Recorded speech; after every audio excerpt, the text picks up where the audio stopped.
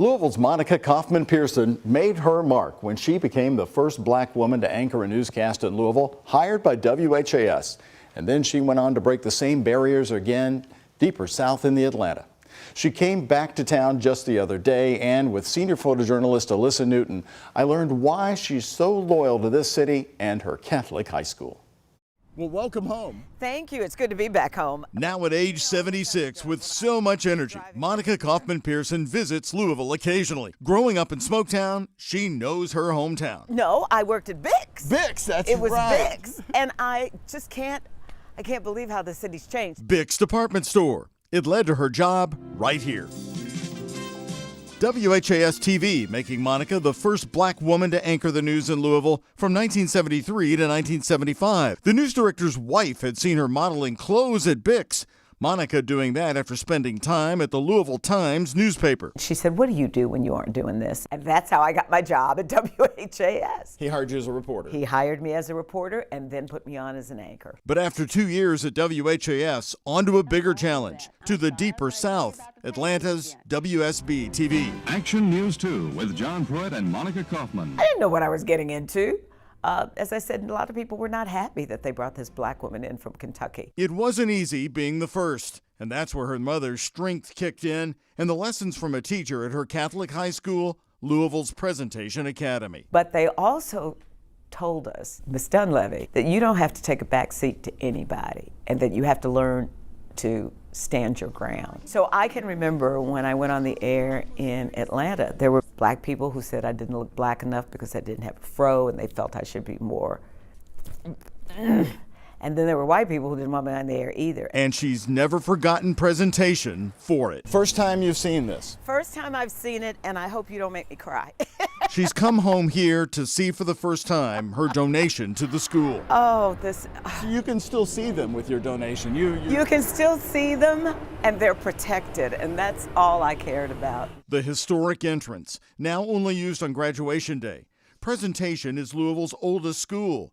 The stained glass, those wooden doors from 1831, are the original. Watching from Atlanta, Monica saw protesters in 2020 breaking glass around the school. So she purchased shatterproof, clear doors that shadow the originals. When the riots were here, it scared me to death that something would happen to these doors. I know that, I'm in Atlanta, but I'm keeping up with what's going on in Louisville. Why so important to her? It's how she got here as a student. But Doug, it all starts here with this diamond at the bottom. That was my mother's engagement ring. She would hawk this diamond, pawn it every year to pay my tuition here at WHAS. So that's the least I can do. It's beautiful. Thank you. Her mother is honored on the walls here. A gift in memory of Hattie Wallace Jones Edmondson. I just wish she was here to see it. I just wish she was here to see it because she gave so much for me to have this education. Never forgetting her mother's favorite song. The Lord will make a way somehow.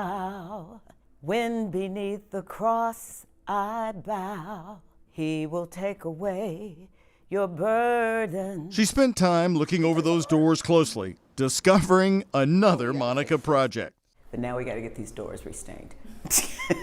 That's gonna bug me. Good to see you. You too. At presentation, she was only one of 2 black girls in her class. There I am. What are you doing there? Doing what I usually do, talk.